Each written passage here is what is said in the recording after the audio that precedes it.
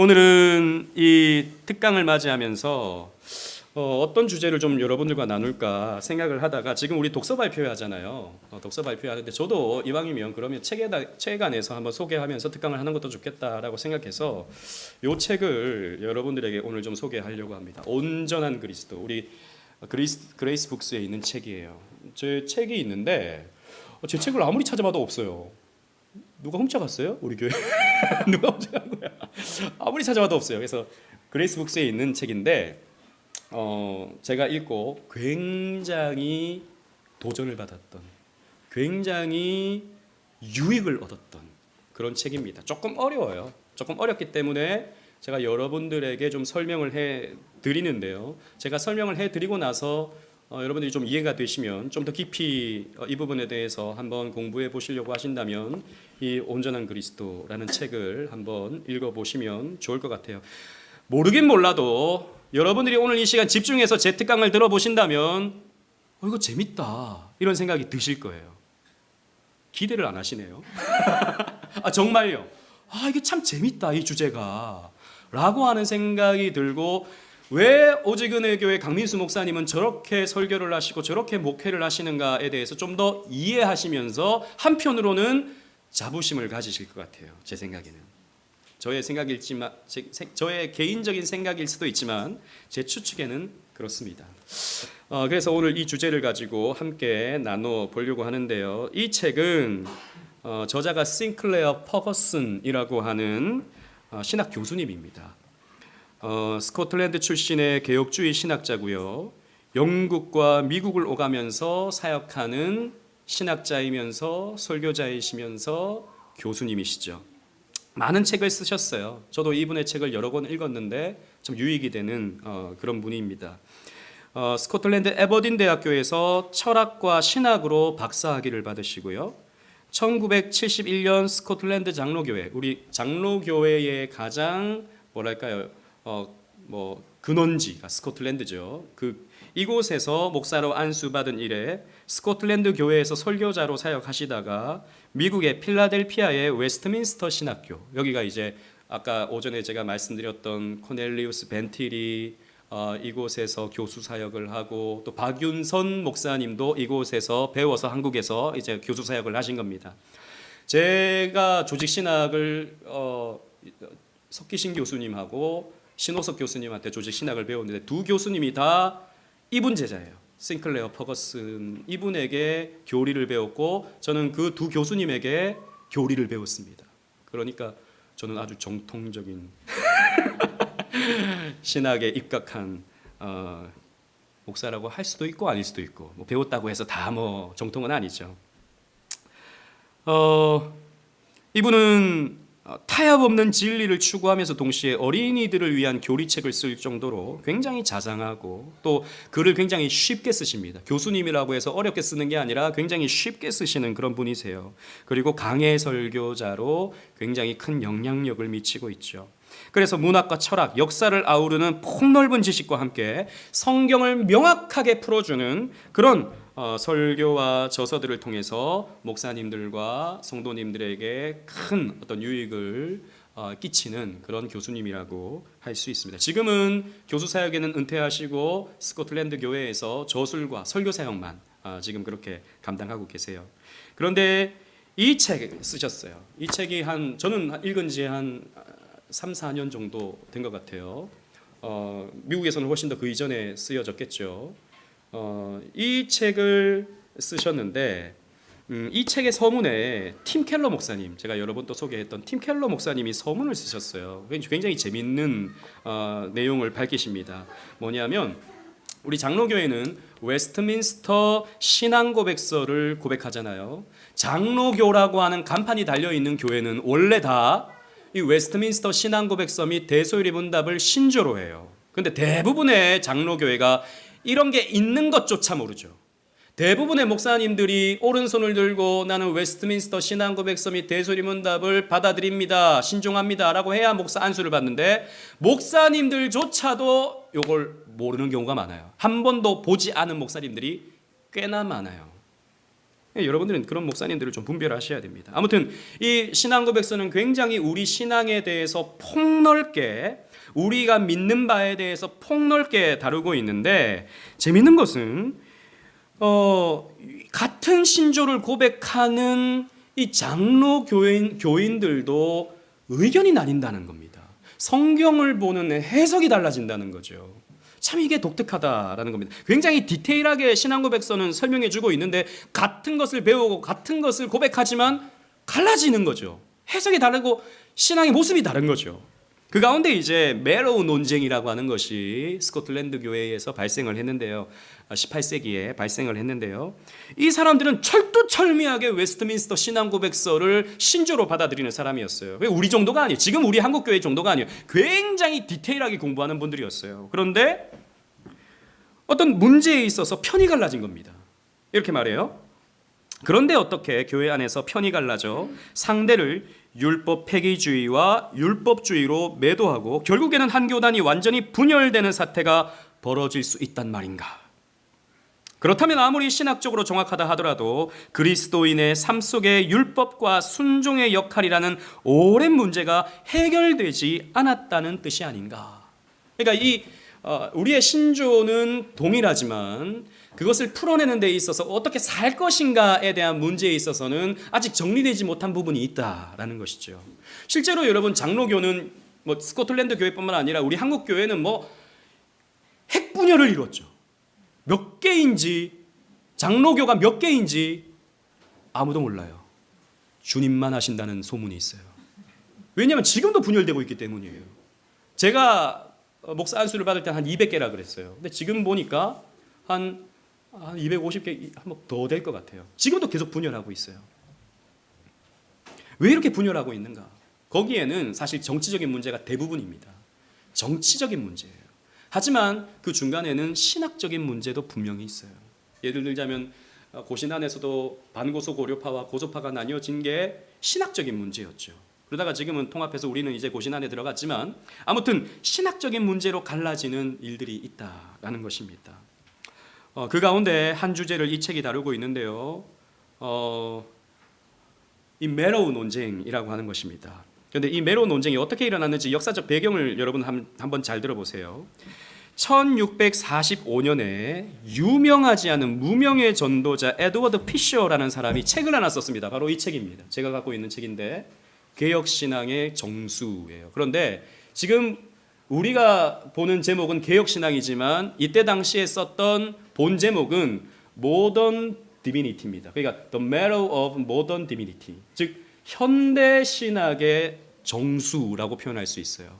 왜냐하면 그때 당시의 현대 신학은 개혁 신학이었기 때문입니다. 그때 당시 스코틀랜드의 현대 신학은 개혁 신학이었어요. 그래서 우리는 이제 개혁 신학의 정수라는 책으로 이것도 번역되지 얼마 안 됐어요. 우리나라에 출간된 지 얼마 되지 않았습니다. 이 책을 무명의 전도자 에드워드 피셔라고 하는 사람이 썼다는 겁니다. 그런데 이 책이 발간되었을 때 이 책을 사는 사람들이 거의 없었어요.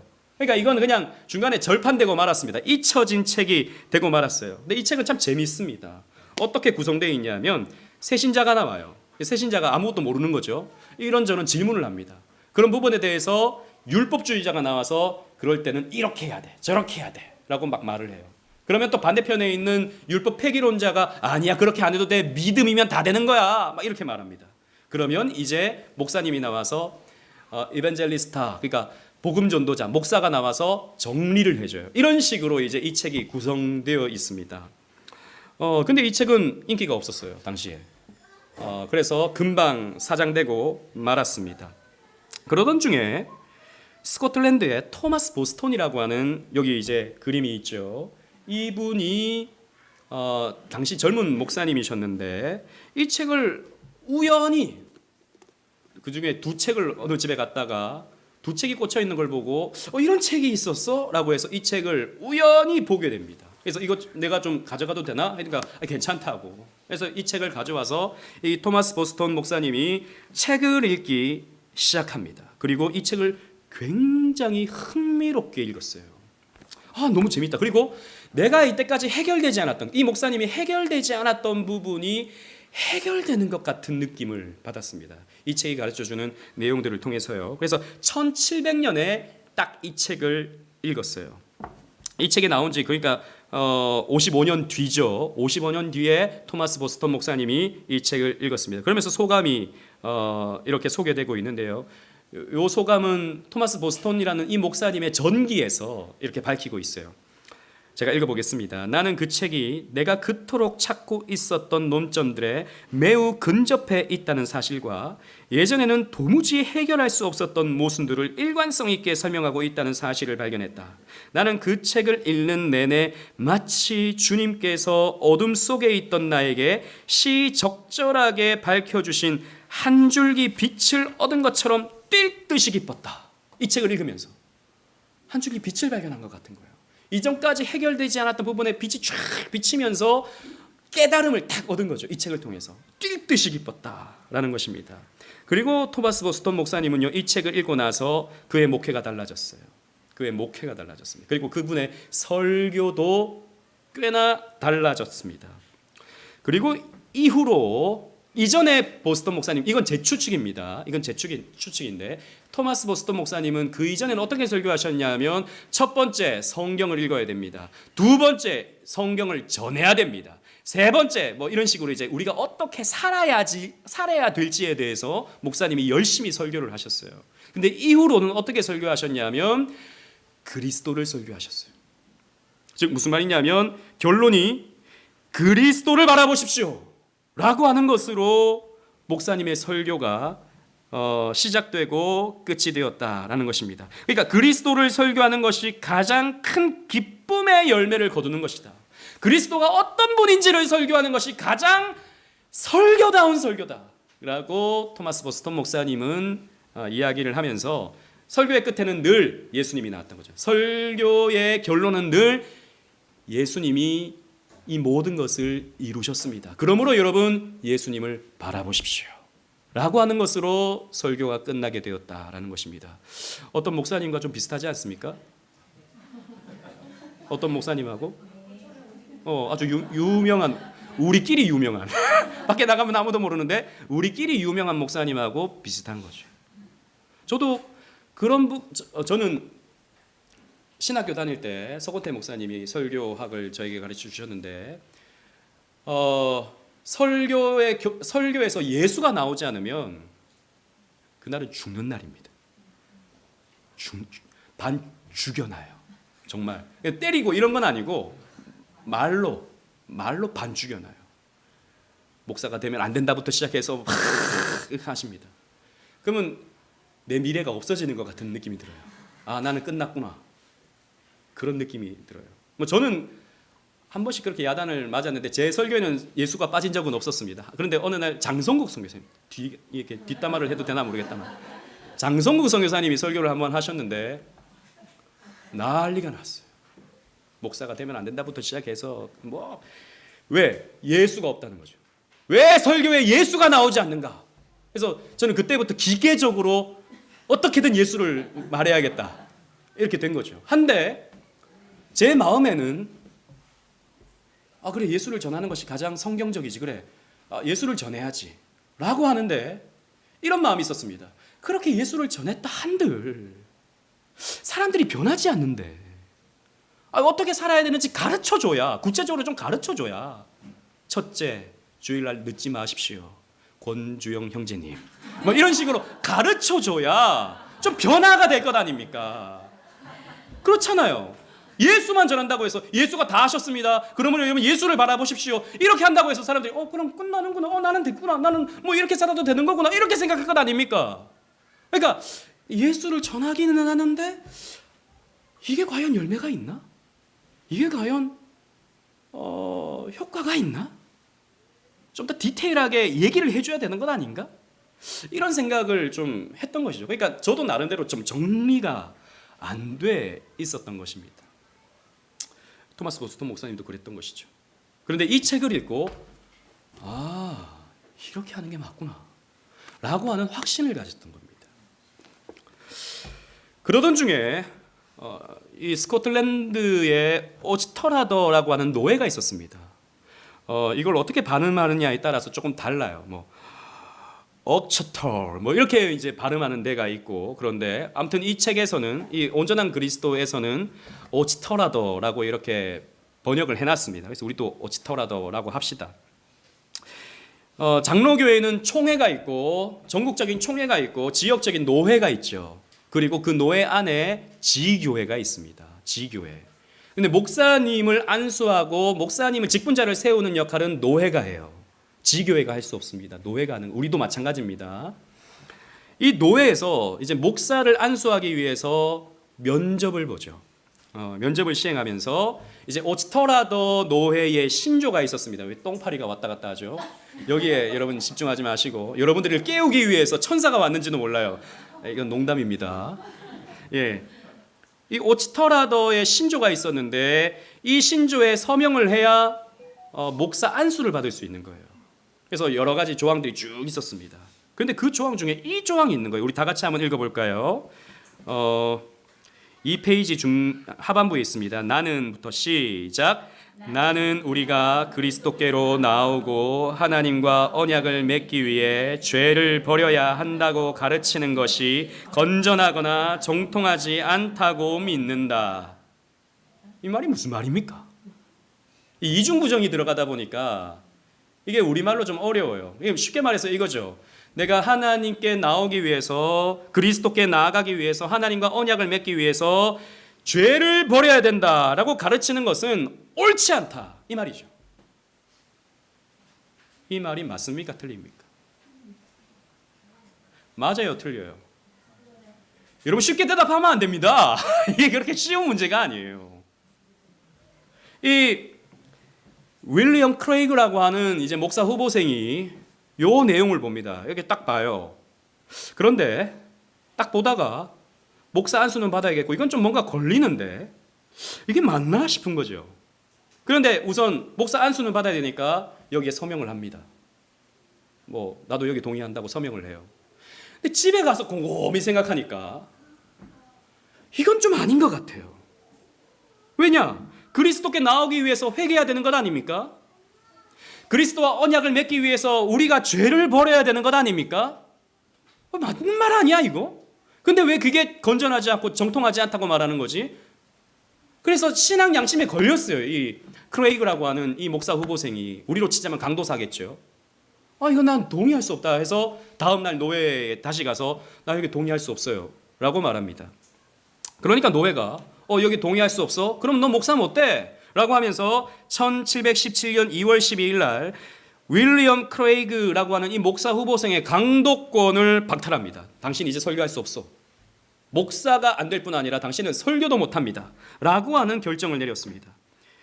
이러니까 이 윌리엄 크레이그가 억울한 거예요. 나는 아무리 봐도 이 말이 틀린 말 같은데, 내가 그리스도께 나아가기 위해서 죄를 버려야 되고 회개해야 되는 것은 마땅한 것 같은데 이게 어떻게 내 설교권을 박탈할 수 있는 문제가 되지? 라고 해서 스코틀랜드 장로교회 총회에 제소를 한 겁니다. 여러분 이런 방법이 있습니다. 이거 우리 장로교회는 당회, 노회, 총회에 재판국이 있어요. 그래서 자기가 신앙적으로 어떤 교리적으로 어려운 문제가 있을 때는 상소할 수 있습니다. 우리 오직은혜 교회가 여러분들에게 부당한 시리를 한다고 생각될 때 여러분들은 노회에 상소를 할 수, 이거 가르쳐주면 안 되는데 상소를 할 수 있습니다. 이렇게 할 수 있다고요. 그러니까 삼심제입니다. 장로교회는 교회에 어떤 문제가 생기거나 교회에 어떤 갈등이 생길 때 교회는 재판국을 열고 교회가 당회가 치리를 하고, 그게 받아들여지지 않을 경우에는 노회가 간섭을 하고, 그게 안 될 경우에는 총회가 간섭을 하는 거죠. 삼심제로 이루어집니다. 그래서 윌리엄 크레이그는 총회에다가 제소를 했어요. 왜? 노회가 나를 치리했으니까 총회에다가 제소를 했어요. 그래서 총회가 열렸습니다. 총회가 열려서 이 문제를 다루기 시작했어요. 근데 총회가 딱 보니까 오치터라더의 이 신조가 문제가 있어요. 윌리엄 크레이그는 맞다. 그리스도께로 나오기 위해서, 하나님과 언약을 맺기 위해서 죄를 버려야 되는 것은 마땅한 성경의 가르침이다 라고 하는 결의를 한 거예요. 그래서 오치터라더 노회에 이 문구를 수정하시오 라고 이제 지시를 내렸습니다. 총회가. 상회 기관이니까 이제 하회 기관에 지시를 내릴 수 있죠. 그런데 이 오치터라더 노예는 발칵 뒤집어진 겁니다. 아니 우리가 맞아. 총회는 아니야 너희들 수정해. 이렇게 해서 싸움이 일어난 겁니다. 갈등이 일어난 거죠. 교리적 논쟁이 일어나게 된 겁니다. 근데 이 노회에 참여했던 총회에 참여했던 그 결의가 될 때 총회에 참여했던 토마스 보스턴 목사님, 이 책을 읽었던 토마스 보스턴 목사님이 그 논쟁을 이렇게 보면서 이 오치터라더 신조의 이 내용은 표현이 좀 미숙하다. 이렇게 표현할 건 아니다. 하지만 이 오치터라더 신조의 내용이 틀린 건 아니다. 이렇게 봤어요. 그러면서 왜 틀린 게 아닌지 설명하면서 이 책으로 설명을 한 거예요. 이 현대신학의 정수, 메로우, 이 책을 가지고 이 메로우란 말이 정수, 그 최고점 이런 말이거든요. 그러니까 요 책을 읽어보면 왜 지금 스코틀랜드 총회가 지금 잘못하고 있는지 알 수 있을 것이다 라고 해서 사람들에게 말을 해줍니다. 사람들이 이 책을 보고 맞아 오치터라더 노예가 맞아 라고 움직임이 일어나기 시작하고, 그래서 요 책을 따르는 사람들을 메로우파라고 불렀어요. 메로우파. 그리고 요 책을 따르는 사람들을 치리해야 된다라고 했던 사람들을 총회파라고 불렀습니다. 그래서 총회파와 메로우파가 서로 교리 논쟁이 일어나는 거예요. 여러분, 교리 논쟁은 굉장히 필요한 거예요. 사실 교리 논쟁이 있어서 오늘날의 우리의 개혁주의 신앙이 완성된 겁니다. 그래서 교리를 갖고 노예는요 싸워야 됩니다. 그래서 노예가 왜 모이냐? 오늘날에는 그냥 뭐 이렇게 뭐 교회 올라오는 뭐 목사 장립 그리고 장로 장립 요거 허락해주고 그냥 밥 먹고 끝나는 게 노예인데, 원래 노예는 이런 교리 문제 가지고 논쟁하는 게 노예의 역할이에요. 그래서 우리가 어떤 방향으로 가는 게 가장 성경적인가, 이걸 논의해야 되는 겁니다. 그래서 총회파는 메로우파를 향해서 아니 그러면 죄를 버리는 게 필요 없어? 너희들은 율법 폐기론자야 라고 말하는 거죠. 그리고 메로우파는 총회파를 향해서 회개를 해야 그리스도께로 갈 수 있다고, 그러면 그리스도께로 가야 하는 전제 조건을 다는 것이네. 그러면 당신들은 율법주의자야 라고 말하는 겁니다. 한편으로는 율법 폐기론자, 한편으로는 율법주의자. 아니 웨스트민스터 신앙고백서 대수리 문답을 같이 똑같은 것을 고백하는 이 스코틀랜드 장로교회 사람들이, 똑같은 신앙 내용을 갖고 있는 사람들이 이 문제를 갖고 갈등하는 거예요. 이 문제를 갖고 다투는 거예요. 그래서 결국에는 스코틀랜드 장로교회가 분열이 됩니다. 이 문제 때문에. 자, 메로우 논쟁의 핵심은 뭐냐면 총회파의 주장을 보세요. 대전제가 있습니다. 뭐냐? 하나님의 구원의 은혜는 그리스도 안에서 선택된 자들에게만 주어진다. 맞습니까? 틀립니까? 쉽게 대답 못하겠어요? 이건 맞죠? 하나님의 구원의 은혜는 그리스도 안에서 선택된 자들에게만 주어지는 건 맞죠. 근데 소전제를 봅시다. 선택되었는지는 죄를 버렸는지를 보면 알 수 있다. 이 말은 무슨 말이냐면 세상을 버리고 교회 안에서 신앙생활 하는 것 보면 알 수 있다라는 말이에요. 그런 면에서 본다면 맞습니까? 틀립니까? 맞아요. 여러분 선택받은 자입니까? 여러분 선택받았어요? 무슨 근거로? 맞아요. 믿음으로 이 자리에 앉아 있잖아요. 그래서 우리는 선택받은 자라고 우리는 믿는 겁니다. 그죠? 자, 그러면 결론은 뭡니까? 따라서 죄를 버리는 것이 구원의 은혜를 받기 위한 전제 조건이다 라고 말하는 거죠. 근데 이 결론이 틀린 거죠. 결론에 문제가 있습니다. 죄를 버리는 것이 구원의 은혜를 받기 위한 전제 조건이다 라고 해버리면 이것을 해야, 행위를 해야 구원받게 된다라고 하는 결론에 이르게 되는 거죠. 그럼 구원을 위한 전제 조건이 생기게 되는 거고, 결국에는 이것이 율법주의적인 요소가 생겨나 버리고 마는 것입니다. 근데 실제로 성경에 보면 이런 표현이 있어요. 이사야 55장 7절 말씀 다 같이 한번 읽어보겠습니다. 시작. 악인은 그의 길을, 불의한 자는 그의 생각을 버리고 여호와께로 돌아오라. 그리하면 그가 긍휼히 여기시리라. 우리 하나님께로 돌아오라. 그가 너그럽게 용서하시리라. 보십시오. 돌아오면, 그리하면 그가 긍휼히 여기시리라. 그러니까 돌아와야 된다는 겁니다. 회개해야 된다는 겁니다. 죄를 버려야 된다는 말입니다. 그러면 하나님께서 너그럽게 용서하리라 라고 말씀하고 있지 않느냐라는 거죠. 성경에서 이렇게 밝히고 있다는 겁니다. 그런데 메로우파의 주장은 이것이었어요. 그러면 과연 인간은 회개를 스스로 할 수 있는가? 그럼 내가 그리스도께로 가기 위해서 내 스스로 회개하고 죄를 버리고 그리스도께로 우리가 갈 수 있는가라고 하는 문제 제기를 하는 거예요. 우리가 과연 그런 능력이 있는가? 이 메로우파의 주장은 이것이었습니다. 즉 죄를 버리는 것을 하나님의 선택에서 비롯한, 비록이 아니고 비롯입니다. 비롯한 은혜의 열매로 보지 않고 그것을 그 은혜를 경험하기 위한 전제 조건으로 본다는 것이 문제다라는 것입니다. 그러니까 회개는 뭐죠? 이 메로우파의 주장은 뭐죠? 회개라고 하는 것은 그리스도께로 갔을 때 얻을 수 있는 은혜의 열매로 보는 겁니다. 제가 그림을 하나 그려볼게요. 제가 잘 그릴지는 모르겠습니다만 여기에 이제 사람이 있습니다. 사람이에요. 그리고 그리스도께로 가야 됩니다. 우리가 가야 돼요. 이 총회파는 뭐냐면 그리스도로 가기 위해서 회개를 해야 되는 겁니다. 회개를 해야 그리스도께로 갈 수 있다라고 보는 거죠.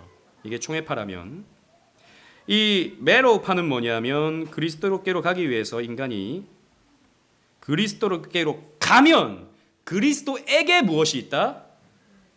회개가 있다라는 겁니다. 그리스도 안에서 우리는 회개할 수 있다라는 거예요. 따라서 총회는 율법을 지킴으로 구원을 얻는다는 말을 결국 믿음과 회개를 함으로 구원을 얻는다로 여겼을 뿐이다. 그런 면에서 총회파는 율법주의다라고 이렇게 주장을 했던 것입니다. 실제로 디모데후서 2장 25절 말씀 다 같이 한번 읽어보도록 하겠습니다. 시작. 거역하는 자를 온유함으로 훈계할지니 혹 하나님이 그들에게 회개함을 주사 진리를 알게 하실까 하며. 보십시오. 하나님이 그들에게 무엇을 주세요? 회개를 주세요. 회개라고 하는 것은 우리가 그리스도께로 가기 위해서, 하나님께로 가기 위해서 우리가 먼저 만들어내고 하나님께로 갈 수 있는 게 아니라 하나님께로 갔을 때 하나님께서 주시는 것이 무엇입니까? 회개다라는 것이죠. 그리스도께로 가면, 그리스도 안에 우리가 거하면 우리가 무엇을 할 수 있습니까? 회개할 수 있다라는 것이죠. 이 개혁신학의 정수, 현대신학의 정수의 내용 가운데 이런 내용이 있습니다. 이 핵심적인 내용이에요. 율법이 이렇게 말합니다. 이 율법, 사람이 하나님 앞에 자신을 낮추고서 자기 여러 죄로 하나님을 거스르는 것을 슬퍼하고 애통해 하고서 모든 죄에서 돌이켜 주님께로 가는 것이 바로 회개라고 생각해요. 대부분 우리 이렇게 생각합니다. 실제로 여러분 17세기, 18세기 청교도들은 이렇게 가르쳤습니다. 이렇게 가르쳤어요. 여러분 우리 뒤에 있는 그 회심과 관련된 그레이스 북스의 책을 한번 보십시오. 이 책이 틀렸다는 건 아닙니다. 그런 내용을 맞아요. 이 표면적인 말은 맞는 말입니다. 근데 조금 더 디테일하게 해석하는 부분에서 우리는 이견을 가진다라는 거예요. 그렇잖아요.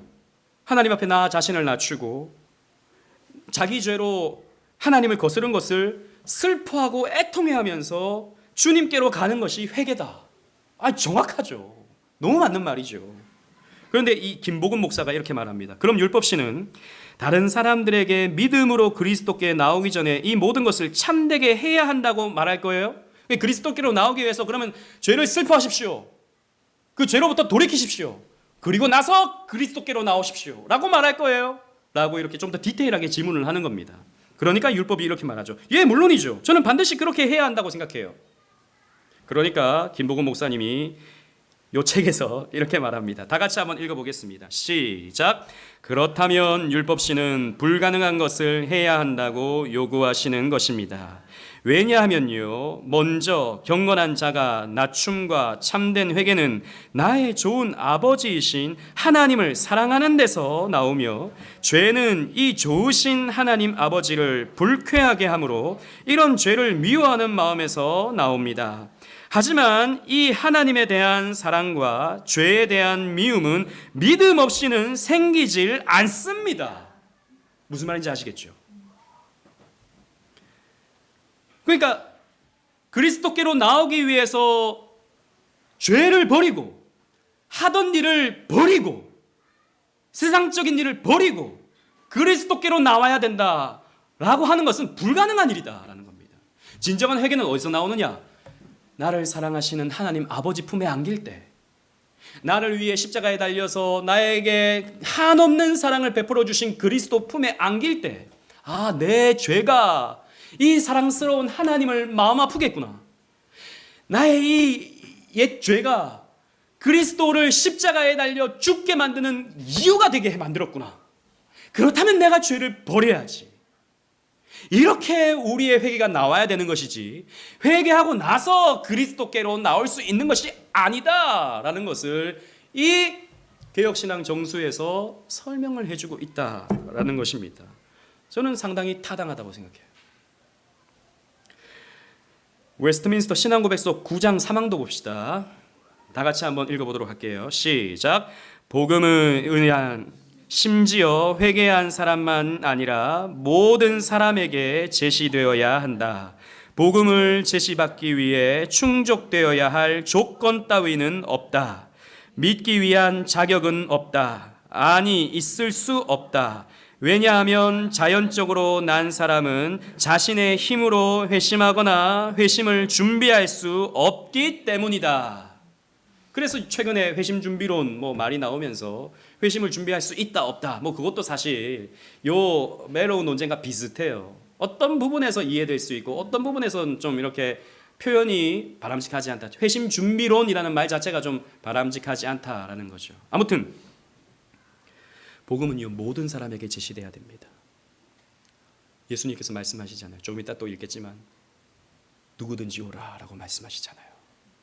죄를 버리고 오라라고 말씀하지 않으시잖아요. 누구든지 오라라고 말씀하시잖아요. 이런 사람도 와라, 저런 사람도 와라 말씀하고 있지 않습니까? 그래서 자연적으로 난 죄인은, 타락한 본성을 가진 전적으로 부패한 인생은 스스로 회심하거나 스스로 회심을 준비할 수가 없는 거예요. 그리스도 품에 안겨야, 그리스도의 사랑을 누려야 참된 회개와 참된 회심의 열매가 나타나게 되어 있는 겁니다. 그래서 우리는 먼저 무엇을 해야 돼요? 그리스도를 전해야 돼요. 우리는 이렇게 살라 저렇게 살라라고 말하기 전에 먼저 그리스도를 전해야 되는 겁니다. 이 책에서 이제 온전한 그리스도로 들어갑니다. 온전한 그리스도. 어떻게 설명하냐면 칼빈은 기독교 강요에서 이렇게 말합니다. 우리 다 같이 한번 읽겠습니다. 시작.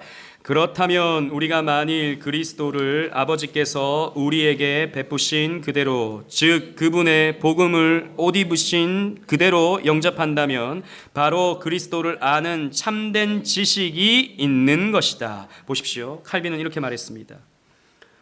그리스도를 아버지께서 우리에게 베풀어 주신 대로, 그대로 예수의 있는 모습 그대로 그분을 전한다면, 그 예수 그리스도는 복음으로 옷 입으신 분이시기 때문에, 칼빈의 표현입니다. 예수님은 복음으로 옷 입으신 분이세요. 복음으로 옷 입었다라고 하는 말은 쉽게 말해서 누구든지 올 수 있는 분이다라는 말이에요. 그분은 우리에게 어떤 조건을 제시하지 않아요. 그분은 우리에게 이렇게 해야 내가 너를 받아줄 거다라고 말하지 않아요. 그분은 복음으로 옷 입으셨기 때문에 누구든지 받아들이십니다. 그래서 그분을 영접한다면 그 사람이 바로 그리스도를 아는 참된 믿음이 있는 사람, 참된 지식이 있는 사람이다 라고 칼빈은 말했다는 것입니다. 그리고 싱클레어 퍼거슨은 이 책에서 다음과 같이 설명을 합니다. 그렇다면 메로우맨들이 전하는 복음의 메시지의 중심에는 무엇이 있을까? 칼뱅은 아름다운 표현으로 그 핵심을 정리했다. 복음은 바로 그분은 복음을 입은 그리스도시다. 아우구스티누스의 표현을 빌자면 복음은 성육신을 완성하고 속죄와 부활과 승천, 하늘 통치를 이루신 온전한 그리스도, 토투스 크리스투스다 라고 싱클레어 퍼거슨은 이 아우구스티누스의 표현에 따라서 그리스도는 온전한 그리스도다, 그리스도 안에 다 있다는 겁니다. 여러분들의 신앙의 열매가 어디에 있습니까? 여러분들이 만들어내는 겁니까? 아니요, 그리스도에게 있다라는 것입니다. 여러분들이 그리스도를 알면, 정말 그리스도의 사랑을 누리면 하지 말라고 해도 하나님 말씀에 순종하게 되고 그 열매를 맺어가게 되는 것이다 라는 것이죠. 그런 면에서 여러분들은 가장 우선해야 되는 것이 바로 그리스도를 아는 것입니다. 그분과 교제하는 거예요. 그분의 사랑을 누리는 겁니다. 복음으로 옷 입으신 그리스도께로 여러분들이 나아가는 겁니다. 무슨 조건을 달지 말고요. 그러면서 이제 율법주의와 율법 폐기주의를 논합니다. 퍼거슨은 굉장히 재미있는 흥미로운 설명을 해요. 여러분, 율법주의, 율법 폐기주의, 저도 한 3년 전쯤에 우리 종교개혁 기념주일에 율법주의와 율법 폐기주의에 대해서 설교한 적이 있었습니다. 저는 그때 어떻게 설명했냐면 이 두 가지는 양극단이다라는 거죠. 율법주의, 율법 폐기주의. 그래서 우리는 철저한 균형을 가져야 된다. 율법주의에도 빠지면 안 되고 율법 폐기주의에도 빠지면 안 된다. 철저한 균형을 가져야 된다라고 설교한 적이 있었습니다. 뭐 틀린 설교가 아니라고 생각해요. 지금 저도 이제 뭐 생각할 때 틀린 설교는 아니라고 생각해요. 하지만 퍼거슨의 관점은 조금 달라요. 이게 양극단이 아니다라는 거죠. 이건 뭐냐? 이란성 쌍둥이다라는 겁니다. 모양이 다르지 사실 같다라는 거죠. 무슨 말이냐? 제가 예를 들어서 설명해 드리겠습니다. 에덴 동산에서 아담과 하와는 선악과를 먹지 말라고 한 하나님의 명령을 어기고 선악과를 베어물죠. 결론적으로는 아담과 하와는 율법 폐기론자 입장에 선 겁니다. 안 지켜도 돼. 안 지켜도 살아. 왜? 뱀이 그렇게 말하잖아요. 먹어도 된다. 먹으면 하나님과 같이 된다라고 말하잖아요. 그런데 뱀이 와서 이 아담과 하와에게 이거 먹어도 된다라고 설명할 때 어떻게 설명하냐면 하나님이 너를 속이는 거야 이렇게 말하죠. 그죠? 이거 먹어도 되는 거야. 먹으면 더 좋아. 근데 하나님과 같이 될까 봐 너 이거 먹지 못하게 만드는 거야. 하나님이 이렇게 살라 저렇게 살라고 하는 거 그거 너의 자유를 가두고 너를 더 하나님의 종으로 만들기 위해서 너를 얽어매기 위해서 이렇게 만든 거야 라고 이렇게 설득을 하죠. 근데 바로 그 점 하나님의 율법이 나를 얽어매기 위해서 주신 것이다 라고 생각하는 게 사실 율법주의의 본 모습이다라는 거죠. 다르게 표현하면 이런 것입니다. 여러분들은 왜 주일 오후까지 이 자리에 앉아 있나요? 왜 앉아 있죠? 목사님이 앉으라니까. 먼저 가면 눈치 주잖아요, 목사님이. 탁 째려본다고 가는 거 보면서. 잘 가세요. 막 이 말은 잘 가세요 하는데 눈은 째려본다고요. 또 그런 거 싫어. 나 그냥 앉아 있어. 우리 사모님이 앉아 있어야 되는데 이렇게 가면 그렇게 보이는 거거든요. 그러니까 나도 좀 가고 싶긴 한데 그래도 앉아 있는 게 좋으니까 그냥 앉아 있자. 앉아 있는 게 보기 좋으니까. 내 마음은 빨리 가고 싶어요. 내 마음은 빨리 쉬고 싶어요. 근데 하라니까 하는 거죠. 안 하면 불편해질 것 같으니까 하는 거죠. 이게 뭐죠? 율법주의입니다. 억지로 하는 거죠. 여러분들은 아닐 줄로 믿습니다까지 가면 좀 이상하고 정답을 말씀드릴게요. 제가 오후까지 앉아 있는 것은 이 자리가 기쁘기 때문입니다. 아멘을 2사람 하셨어요. 이 자리에 하나님을 배우는 것이 기쁘기 때문입니다가 여러분 정답인데 사실은 우리가 여기에서는 제가 봤을 때 율법주의자들이 있어요. 억지로 앉아 있어요. 왜요? 그래야 될 것 같으니까. 전체적으로 그게 좋아 보이니까 억지로 하는 거예요. 율법주의가 그겁니다. 그래서 율법주의자의 특징이 뭔지 아세요? 화가 많아요. 율법주의자들은. 쟤 가네? 왜 가? 누구는 시간이 남아 돌아서 앉아 있나? 화가 나죠. 내가 바보같이 느껴집니다. 내가 너무하나? 적당히 하고 싶은데. 이렇게 생각을 갖는 게 율법주의자라고요. 자, 율법주의자의 특징은 하나님이 율법을 주신 이유가 나를 얽어매게 만들기 위해서, 도망가지 못하기 위해서 율법을 줬다라고 생각하는 겁니다. 본질적으로 하나님을 싫어하는 거예요. 율법주의는. 율법 폐기주의는 그런 게 어딨어. 난 내 알아서 살 거야. 난 내 뜻대로 살 거야. 하나님이 뭐라고 하든, 성경에서 뭐라고 하든, 목사님이 뭐라고 하든 그대로 하면 나는 피곤해서 죽어. 난 내 알아서 살 거야. 이게 뭐죠? 율법 폐기주의입니다. 자, 보세요. 그러면 하나님이 왜 율법을 주셨습니까? 또 마찬가지예요. 나를 피곤하게 만들거든요.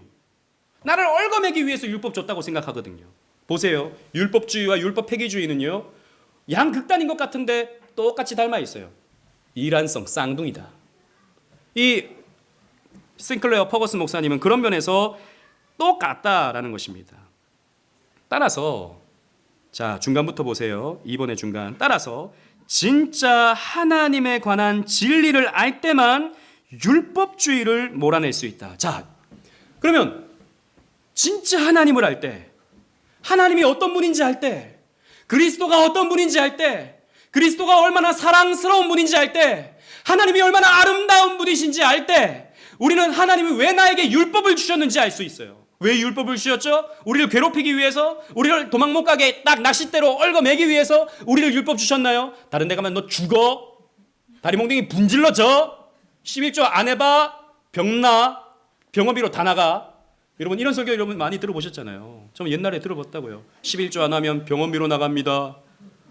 무서워가지고 막 병원 가면 안 돼. 그럼 2배로 드는데. 해서 하게 되는 거죠. 그럼 뭐죠? 하나님을 사랑해서가 아니에요. 무서워서. 하나님이 나를 딱 낚싯대로 얽어매는 거죠. 율법주의인 겁니다. 하나님 왜 우리에게 율법 주셨죠? 정답을 말해봅시다. 왜 우리에게 율법 주셨죠? 우리를 사랑하시기 때문입니다.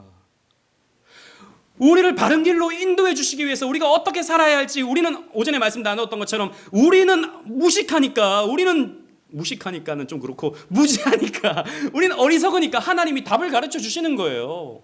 어떻게 우리가 행복하게 살아갈 수 있는지. 십계명을 왜 주셨죠? 우리가 어떻게 행복하고 어떻게 가치 있게 살아가는지 가르쳐 주시려고 십계명 주신 거예요. 우리가 율법을 지키는 것은 뭐죠? 복입니다. 우리가 오후에 여기 왜 앉아 있죠? 우리에게 복이 되기 때문입니다. 아직도 2명만 아멘하고 있어요. 이렇게 열불나게 이렇게 열정적으로 특강을 해도. 근데 공감은 되시죠, 그죠? 이해는 되시잖아요. 이해만 되면 돼요. 공감까지는 안 가도. 율법 폐기주의도 마찬가지인 것입니다. 하나님이 싫은 거예요. 하나님이 시키는 게 싫은 거예요. 내가 알아서 살겠다는 겁니다. 근데 하나님이 어떤 분인지 알면 우리는 즐거이 하나님께 순종할 수 있게 되는 거죠. 율법 폐기주의를 버릴 수 있는 겁니다. 그분에게 더 순종하고 싶은 거죠. 그러므로 결론은 무엇입니까? 그리스도께로 나오라는 겁니다. 여러분, 저도 지금 목사 안수를 2013년에 받았거든요. 목사 경력이 10년이에요.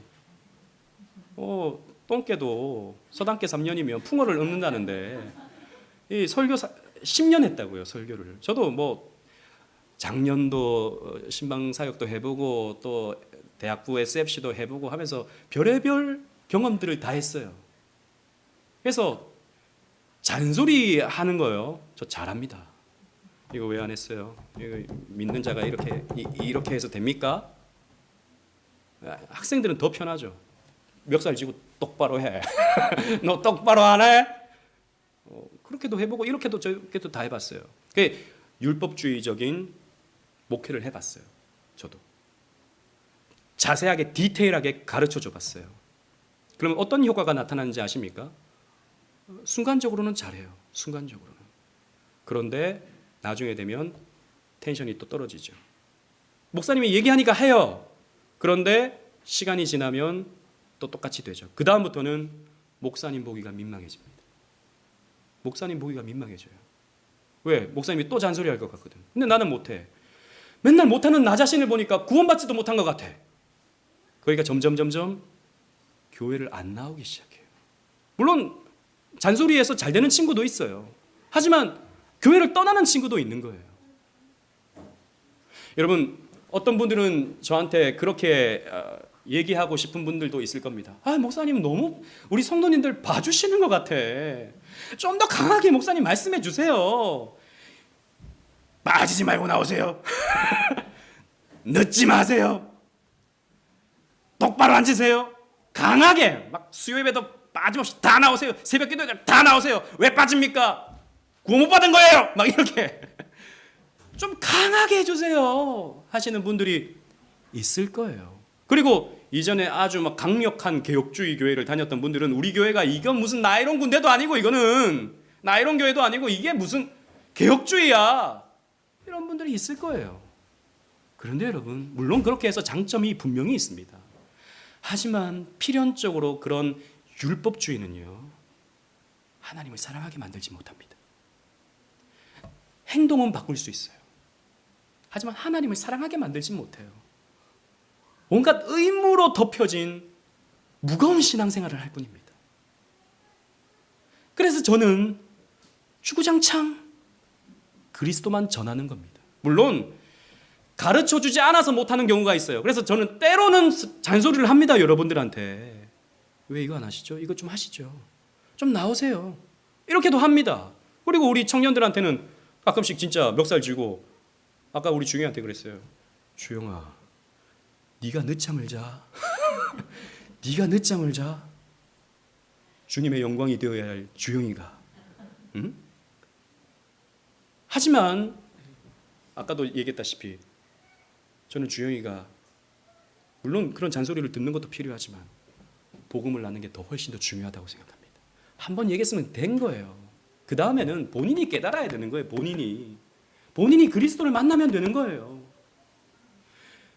늦게 와도 괜찮아요. 오늘 지각한 사람들 몇 명 있잖아요. 늦게 와도 괜찮아요. 오기만 오면 돼요. 좀 못해도 괜찮아요. 오기만 오면 돼요. 여기에 있는 청년 한 명이 저한테 그래요. 목사님, 저는 사실 솔직히 말해서 잘할 자신은 없고 붙어만 있겠습니다. 저한테 그래요. 그래서 제가 그랬어요. 아멘, 붙어만 있거라. 많은 것 요구하지 않는다. 붙어만 있어. 복음만 들으면 되는 거예요. 복음만. 뭐 봉사 안 해도 괜찮아요. 헌금 많이 안 해도 괜찮아요, 여러분. 그게 여러분들에게 중요하지 않습니다. 그러니까 필요 없다는 말은 아니에요. 그게 전부는 아니에요, 여러분. 여러분들은 그리스도께로 나오는 게 중요한 거예요. 마태복음 11장 28절 말씀 다 같이 읽어보겠습니다. 시작. 수고하고 무거운 짐진 자들아, 다 내게로 오라. 내가 너희를 쉬게 하리라. 아멘. 다 내게로 오라 라고 말씀하고 있어요. 근데 율법주의자들은요, 이 말을 어떻게 해석하냐 하면 수고하고 무거운 짐을 져야 그리스도께로 올 수 있는 게 아닌가. 이건 말씀을 완전히 거꾸로 읽는 거죠. 아닙니다. 누구든지 오라는 겁니다. 누구든지 오라는 거예요.